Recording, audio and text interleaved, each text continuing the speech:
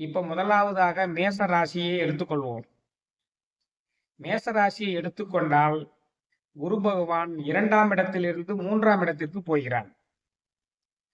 ஸ்தான பலன்களை பொறுத்தவரையில் 3ஆம் இடத்தில் குரு பகவான் இருக்கும் பொழுதுதான் துரியோதனன் படை மாண்டது என்று கேள்விப்பட்டிருப்பீர்கள்.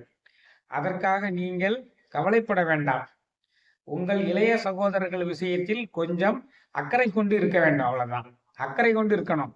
அவர்களுக்கு எந்த பாதிப்புகளும் ஏற்படாத அளவில் முன்னெச்சரிக்கை நடவடிக்கைகளை மேற்கொள்ள வேண்டும். அவர்களுடைய உடல் நலத்தை பேணி பாதுகாக்க வேண்டும். அவர்களுடன் கருத்து வேறுபாடுகள் ஏற்படாமல் இருந்து கொள்ள வேண்டும். பார்வை பலன்களை பொறுத்தவரையில் குரு பகவான் மேசராசிக்கு 7ஆம் இடத்தை பார்ப்பதால் திருமண நிகழ்வுகள் கைகூடும். பெண் பார்ப்பது, மாப்பிள்ளை பார்ப்பது, இந்த நிகழ்வுகளை சிறப்புகளாக செய்து திருமண ஏற்பாடுகளை செய்யலாம். அதன் பின்னர் 9ஆம் இடத்தை பார்ப்பதால் எண்ணங்கள் எல்லாம் எளிதில் நிறைவேறும், ஈடேறும். அதே 9ஆம் இடத்தை சனி பகவானும் பார்த்து கொண்டிருப்பதால் ஆரம்ப கால தடைகளுக்கு பிறகு அந்த எண்ணங்கள் ஈடேறும். ஏற்கனவே லாபத்தை தந்து கொண்டிருக்கின்ற கேது பகவான் லாபத்தை தந்து கொண்டிருக்கிறார் 11ஆம் இடத்திலிருந்து. அதையும் இந்த வியாழன் பகவான் பார்ப்பதால் லாபம் மே மாதம் 11ஆம் தேதியிலிருந்து நன்றாக இருக்கும், 2 மடங்காக இருக்கும். இதற்கிடையில் சனி பகவான் உங்களுடைய வாக்குஸ்தானம், குடும்பஸ்தானம், செல்வம் ஸ்தானத்தை பார்ப்பதால், தனஸ்தானத்தை பார்ப்பதால் நீங்கள் பேச்சுவார்த்தைகளில் கவனமாக இருக்க வேண்டும். பேசும் பொழுது பிறர் மனம் புண்படும்படியாக பேசக்கூடாது.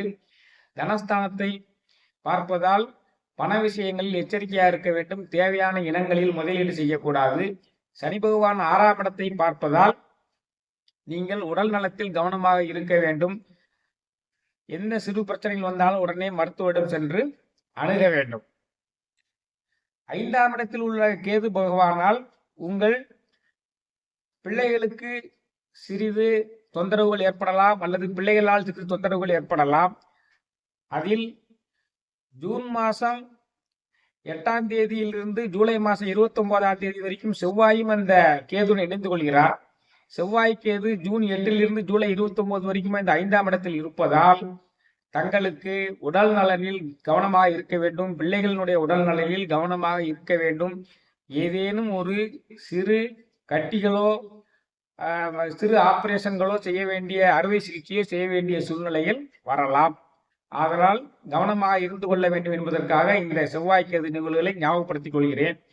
அதன் பின்னர் அக்டோபர் மாதம் 8ஆம் தேதியிலிருந்து டிசம்பர் மாதம் 21ஆம் தேதி வரைக்கும் ஒரு 3 மாதம் 4ஆம் இடத்தில் இருப்பதால் உங்களுக்கு வாகனங்களை புதுப்பிக்கக்கூடிய வாய்ப்பு, வீடுகள் மாறக்கூடிய வாய்ப்பு, உங்களுடைய தொழிலில் மேன்மை அடையக்கூடிய வாய்ப்புகள் எல்லாம் இந்த 3 மாதத்திற்கு வரும்.